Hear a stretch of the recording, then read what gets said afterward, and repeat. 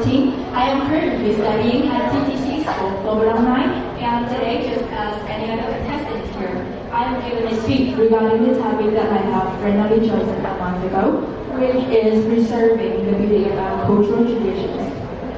But I have more to do than that. Today, I am here with a mission. I am here to speak out my aspiration. I am here to spread a message, and I am here to make a change. Today, I am urging you to take action for more care, awareness, and respect for our cultural traditions. So this is what I'm going to speak about. Firstly, the beauty in our cultural traditions. Secondly, the status quo or the current condition of the reservation of them. Thirdly, what we must do to cope with the gradual disappearance of our traditions. So to start off, I would like to tell you about one thing that has completely changed my life. I would like to tell you about a little square piece of cake in which white rice covers layers of pork and smashed green beans, which is wrapped around by banana leaves and bamboo strips. I would like to tell you about this. This is HorszáNG, or in English we call it sticky rice cake. But since it is a Vietnamese street, its name has its own historical meaning. I would like the name to be kept that way, as HorszáNG. So let's move back to a night on February the 10th, 2013. I was 9 at that point. Let's move back to the night in a house in Gulafo, which is like an island floating right in the middle of Vietnam City. That was my house, and it was a cool and damp night with bright moon and clear sky. And as you may all have guessed, in the Lunar New Year's Eve night. This photo was taken by me myself at that point of a street in Gulafo, and then in fact, I am quite into photography, so most of the photos that I'm about to show you here are taken by me, just most of them. So, I and my family, we were cooking HorszáNG together outside. I took this photo also at that point. So we had made HorszáNG during the day already. And to me, that was the first time that I had made HorszáNG. And I realized how beautiful the art was. Its square shape, represents the ground. And the round shape of GIចំណrepresents the sky. And we have been making our food relying on those penny foods since the first days. Those cakes are made as our hope for nice weather. It also stands for our long-lasting tradition, which is acknowledging our ancestor. And also the ingredients, that they are just so simple, yet so beautiful. Has there been any place on earth that make cake this way, with these ingredients? No. HorszáNG is unique. It plays a significant role in every single Vietnamese human being. HorszáNG tells our story. So let's return to that point. Me and my family, we were sitting all around the yard. We were talking heartily about all the difficulties and all the challenges that we have been through and all of our anticipations, our goals for the next year. We were having such a beautiful time together. And right at midnight, there were fireworks bursting right into the sky. And we were fascinated. We stood out and watched those eye-catching blooms for like 15 minutes. At that moment, I don't know why, but I felt blissful. We all felt blissful. And suddenly, all of a sudden, I felt thankful. I was thankful for all the things that I had gained and even had lost. I was thankful for my loving family and friends, for all the people that I had met, all the things that I had been through, and I realized how beautiful life had been for me.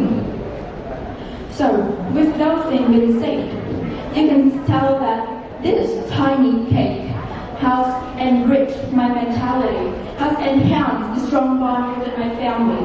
It has influenced me, it has given me hope, influenced me, how I do things, how I view things. Somehow, it has completely changed me at that point in 2013 when I was 9 years old. What I was trying to say is that these cultural traditions, they're just so beautiful. Just look how much devotedness and dedication that people put into their bánh and how it displays our long-lasting tradition of remembering our ancestors and display our hard work of Chinese.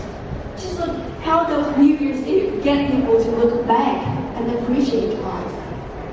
Cultural traditions mean a lot to me. Cultural traditions mean a lot to us. They are our colors. They are the roots that shape us. They go along with the blood in our veins and the thoughts going in our brain. They are how we are. They connect us with the past, with the history, and also with the future. And this is so beautiful. Why would I tell you all this? Why would you care about a 14-year-old girl of celebrating that holiday, right? Because I am afraid that nowadays, the young generations, people, especially the young generations, no longer appreciate and acknowledge these traditions anymore. These traditions are fading away. That is very obvious. They're fading away owing to some kind of twisted concept of globalization, socialization in people's head. I would like to tell you about a survey that I conducted a month ago on 200 Vietnamese students on their understanding of the viewpoint and some prominent Vietnamese tradition. When asked if they think it is important to preserve tradition, 38% of them say no, or that they don't care. Sorry, there's some kind of mistake with the screen. Maybe that's an old version. And also, 44% of them agree that traditions are the barrier that stop us from globalizing. 59% of them agree that our traditional costume, is getting inappropriate, is getting uncomfortable and time-consuming, and should be replaced with today's modern cloth. Moreover, 61% of students say that their family never or almost never cook bánh at New Year's Eve. And what is worse, only 6% of the students say that they do know about our traditional musical genre, such as BIểN or HḵANG, and only four among 200 students, when asked if they can tell one song belonging to those genre, can tell the right ones. Moreover, it has already been stated that 40 out of 45 of ethnic minorities in Vietnam no longer wear the traditional costume. Instead, they wear those Chinese-made costumes. And this is really bad. Imagine how much of a big flag it would be when a Vietnamese kid does not know what it's like to cook bánh chưng, does not know what GIểI or HḵANG is, which are our very popular form of musical genres, does not value our life or does not value our traditional music. The young generation, based on the result I just told you, they are looking forward to a future where there is no place for their own identities, their own colors. But Vietnam is just somewhere that they were born in and nothing else. They are losing their own colors.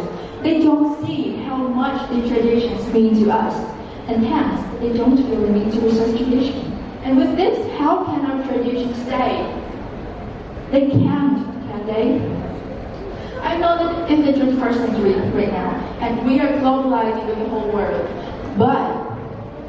but we need to take our traditions along with us on this journey, not to leave them behind, because they are who we are. Without them, we are no one. We would be able to survive, but not to live.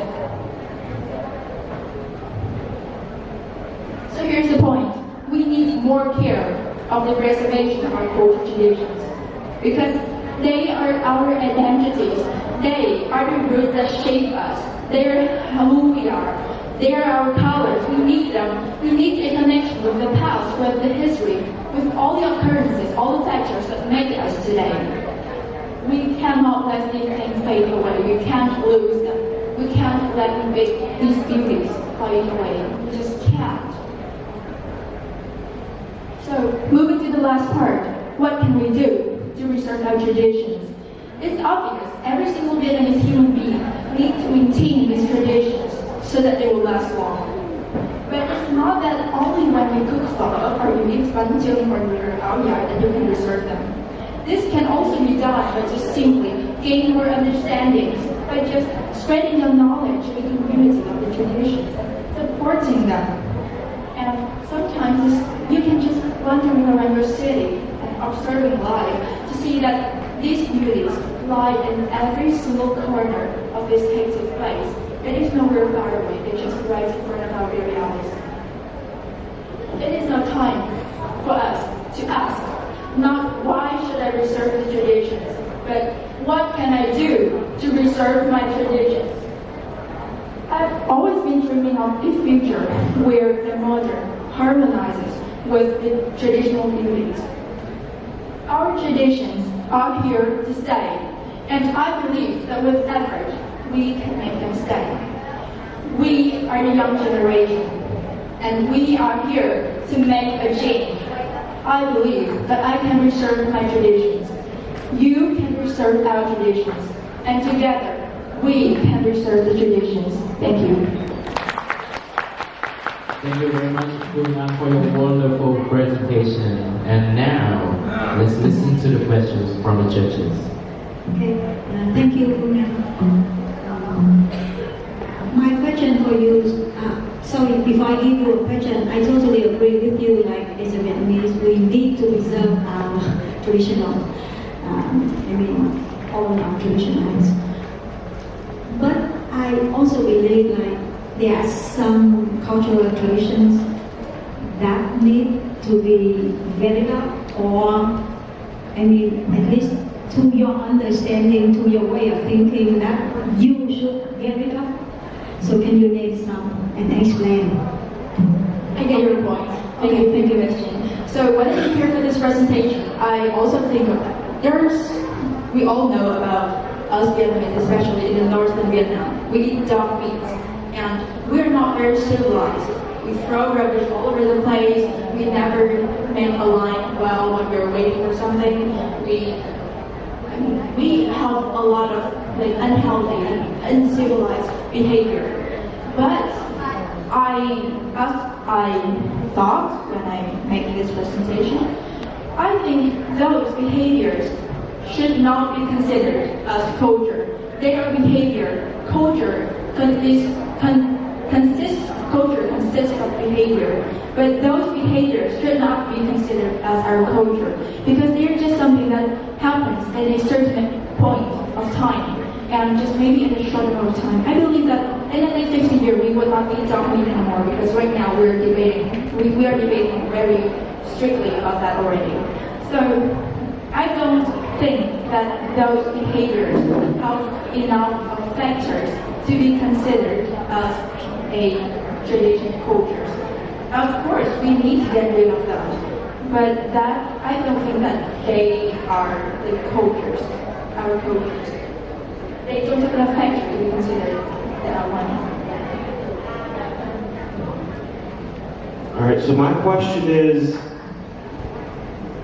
how can either you as an individual or Vietnam as a country, how can Vietnamese people get young people like yourself to be interested in your culture and take an interest and make them feel like those traditions are relevant to their lives today?